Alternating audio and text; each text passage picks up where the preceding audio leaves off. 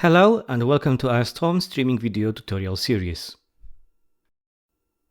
In this video, I will demonstrate how to restream a broadcast from Strom Cloud to Facebook. The restream functionality is useful when you aim to live stream simultaneously to multiple platforms and social media sites such as YouTube, Facebook and Twitter, in addition to our main broadcast on Strom Cloud. Let's get started. In order to restream a broadcast to Facebook, we'll have to do two things. First of all, we must create a new event on our wall, which will be a live broadcast. Then we must acquire a stream key and a stream URL. Let's start by logging into Facebook. Once there, simply click on Live Video and pick the Go Live option.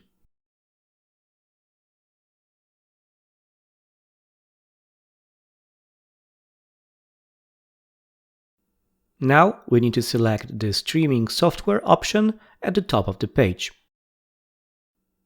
A stream key will be displayed, while the stream URL is hidden under Advanced Settings. Log into Strom Streaming Cloud and select Restream Targets. You can also add a target while creating a new stream, but it's always easier to have it saved beforehand. Now click the Create Target button, put in a name like Facebook, and confirm by clicking the Create Target button. In the next step, select Facebook from the list and fill out the URL field. First, paste the stream URL, add a slash, and then paste the stream key. Since Facebook does not use any authorization system except for the stream key, select None. Let's save the changes and head to one of our streams. Just select an existing stream or create a new one.